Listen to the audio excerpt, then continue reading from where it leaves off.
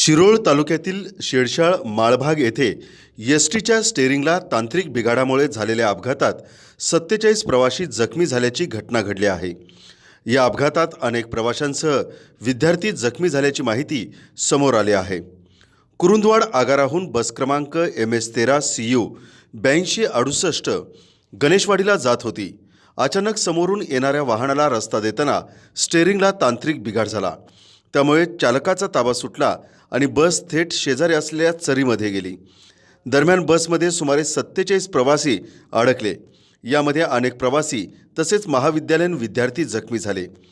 यावेळी परिसरातील ग्रामस्थांनी प्रसंगावधान राखत तातडीने सर्वांना बाहेर काढून पुढील उपचारासाठी रुग्णालयात पाठवण्यात आले।